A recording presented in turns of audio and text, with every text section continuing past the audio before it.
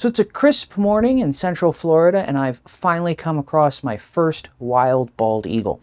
Suffice to say, the situation could have been a lot better, but I made the best of what I had with the skill set that I had at the time, and I started shooting. Overshooting, as it would turn out. What's up, everybody? I'm Jason, and welcome back to this series of videos behind the photo, where I'm sharing the stories and the lessons that I learned from some of my favorite pictures that I've taken over my career, essentially, as a photographer. And this is the story behind my first bald eagle, first wild bald eagle.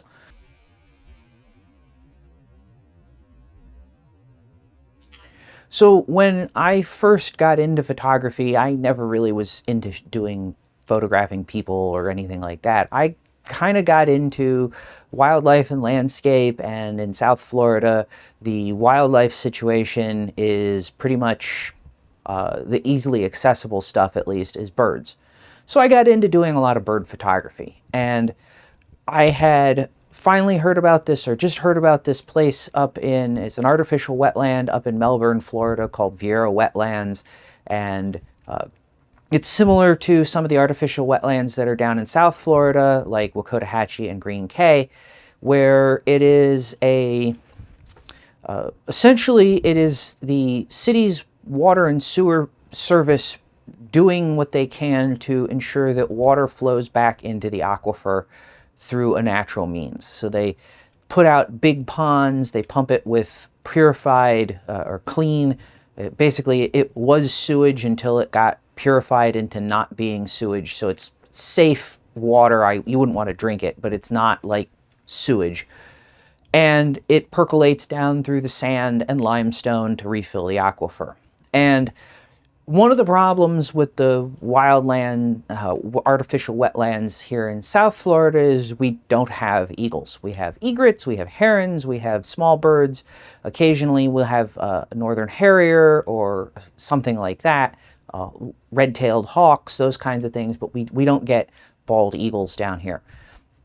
But up in the center of the state, that's much more common. And so, having just heard about this place and several other factors, I headed up to check it out, and, well, I got my first wild bald eagle situation. So, but at the time I took this, so like I said, this was January of 2009. I was really only I think this was either my first or second season doing bird photography. I want to say kind of my first real season doing bird photography.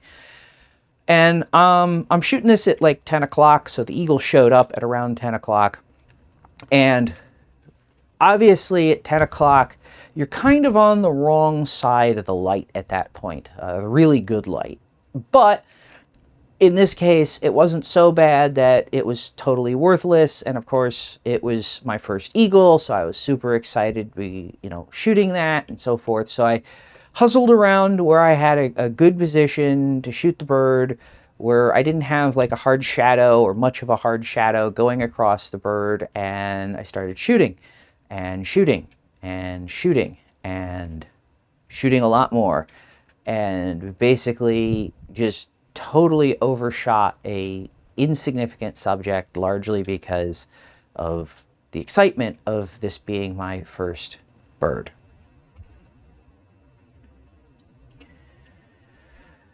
So the technical aspects of this image, pretty much I was shooting with a Canon EOS 40D, so it was Canon's sort of prosumer, I guess you could call it, level crop DSLR.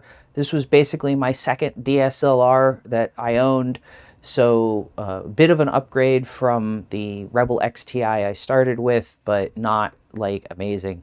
Fortunately, it did have live view, which turned out to be a big sort of consideration in this, because that's basically how I ended up having to focus all these images. But pretty solid camera across the board for the time. Would have been nice if it had a little bit better autofocus system, but again, it's 2008. Everything's kind of slowly getting started with the whole DSLR thing. So the exposure settings were 1/400th of a second at f/14 ISO 400. And this is the first place where the novice mistakes across the board sort of show up. So a 1/400th of a second is Well, it was adequate in this situation because the bird really wasn't moving, but it was definitely the wrong place to be. I really needed to be at 1,000th or above 1,000th in the event that I had the bird take off or something like that. It was not a good position. Second problem is shooting at f14. So the 40D 10 megapixel APS-C sensor, so 1.6 crop factor because it's a Canon, it's diffraction limited at f9.1. F10, F11, you're probably going to be okay, but past F11 and you're going to start impeding image quality with diffraction-related softening. So you don't really want to be past F9.1 or F10 if you can avoid it.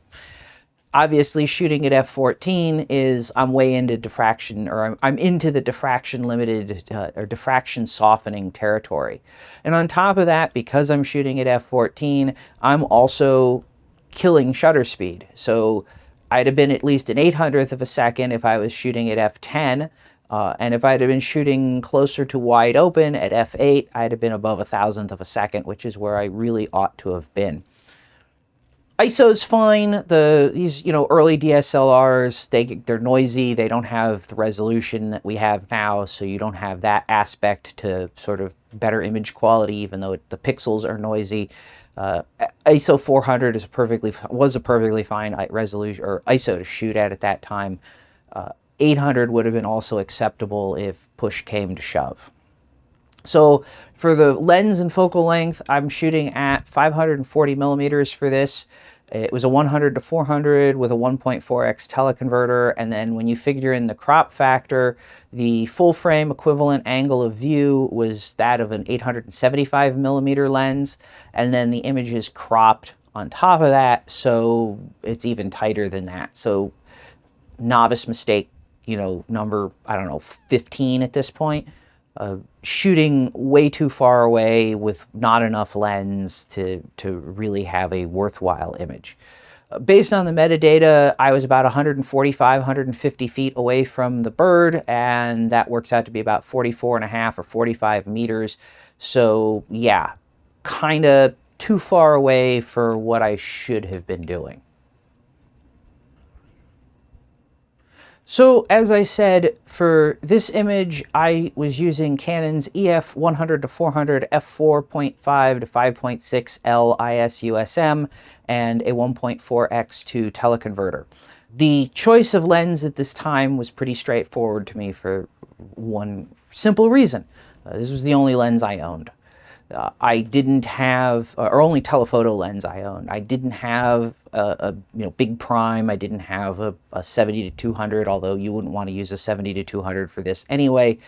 So I used the only lens I had. The teleconverter obviously pushed me into having focusing problems. So the 40D can only focus at, or autofocus with lenses or lens and teleconverter combinations that are f5.6 and faster. And this is an f8 combination, and so the camera doesn't focus. Now, on Canon cameras, when the camera can't focus, at least this was the case with DSLRs, when the camera can't focus or can't guarantee focus, it disables the autofocus system completely, which, having used both Canon and Nikon cameras that do two different things in this situation. So for Canon, if you have an f8 lens on a f5.6 or faster camera, the camera will not even, it'll just completely disable the autofocus system. On a Nikon, if you have that same configuration, the camera will hunt and it'll try to focus, and sometimes maybe it will, and other times maybe it won't. But it's totally dependent on a huge number of factors that are, it's not reliable is the short of it. Personally, my preference on this is to have the camera, if the camera can't guarantee that it's going to do something correctly, I would prefer the camera not do it at all. Because my experience, again, has been that with Nikon, where I put myself in a situation where the camera actually couldn't focus because I had an f8 lens and teleconverter combination on an f5.6 only, and faster camera, it would try to focus. Sometimes it would seem like it would focus, and then I would be in a situation where I got home and I started looking at the pictures and none of them were in focus because the camera didn't actually focus on the subject. Of course, when you're shooting through a little tiny APS-C viewfinder, even on a professional body, there's still small viewfinders. It's really hard to see focus when you're, how accurate the focus is when you're in the viewfinder, and the autofocus system is kind of, I won't say lying to you, but not really doing its job.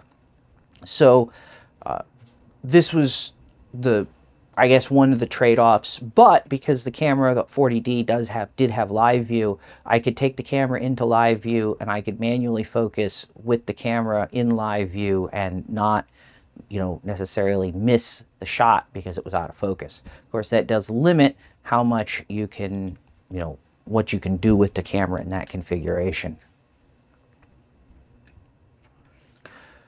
So post-processing on this was a whole lot of cropping. I took the image from 10 megapixels to 3.6 megapixels, which honestly doesn't really make for a good image. Now today with the super resolution in Lightroom or something like Topaz Photo AI or Gigapixel AI, where you can AI upsample the image, that's a way bigger capability. You could easily push this image to 10 or 15 megapixels or something like that, which is, perfectly adequate to make a print if, the subject is compelling enough to do so. Unfortunately, in this position or situation, the subject really isn't that compelling in terms of making a print from it. And so it really only works as kind of a web resolution image. And it's really, as an image, probably not the strongest image either. It's more of this was the first time I shot an eagle and managed to get something, even with that, managed to get something that was adequate. On top of that, there is a bit of clarity and some saturation added to the image to make the colors pop a little bit. But other than that, there's not a lot of, or not any other post-processing. So the reason that this image came up in this series and that I'm even talking about it is the lesson that it taught me. And it has massively shaped my thought process on photography and the way I look at sort of even camera features now. So the basic lesson here is that I overshot the image because I didn't have self-control. And I didn't have the ability to edit myself in the field to shoot this at a reasonable level. So this is a situation where maybe 10, 15 images at most would have been worth taking given the situation. And it would have been far more useful to sort of observe the bird and see what was happening and pay attention and not just sit there and hammer the shutter release. Instead, I shot over 600 images in this bird, of this bird, and it broke down to be like 200 of it looking one way, 200 of it looking the other way, and 200 of it looking at me and the camera. And this posed a huge problem when it came to actually editing and culling the images. And I know everybody says storage is cheap and you can get away with a lot more, or you can shoot and you don't have to worry about it. The other problem, and the bigger problem that this posed, was editing. So with 200 images in each of the poses, well, first of all, I don't like arbitrarily just deleting pictures. I hate going through a series of pictures and saying, well, I'm going to just delete every third picture. And, what if one of those third pictures is was the better picture of the group and I deleted it? So I like to delete things with thought. I'm not going to say intelligently, but I like to put some thought into what I'm doing when I'm deleting something. So when you have 200 images in the same pose, well, there's some things that are super easy to deal with. You go through and you look for any images that are out of focus or motion blurred. You delete those. You go through and look for any pictures where the eyelid or the nictitating membrane is closed over the bird's eye, and you delete those because those are not going to be really good, or those aren't really good pictures either. Then you're left with, like, in this case, for me, it was like 180 basically identical images that I had to start culling somehow. And so you start having to make decisions. If you find something that you don't particularly care for, or there's a bug in this one that I don't like, or something like that, maybe you delete those. But in terms of thinking about or dealing with this, like, massive pile of images, you kind of run into a situation, or at least I do, where I'm trying to make decisions and then I just get totally overloaded and have to stop. And it took me months to cut this down from 600 pictures to, I think, maybe 200 or 300 pictures. And then I just kind of gave up because it was so massive. So how has this influenced my perspective on photography? Well, first of all, obviously this taught me that it's really important to learn self-control.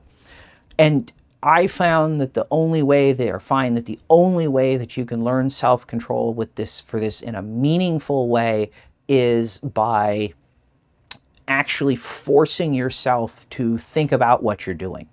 So it wasn't long after this where some of the people that I was talking with online had started deciding that they shot digital, they were shooting tons of pictures, and they decided what they were going to do is they were going to buy a film camera and they were going to start shooting film as a mechanism to limit how much they could shoot, because obviously it's way more expensive per frame to shoot film than it is to shoot digital.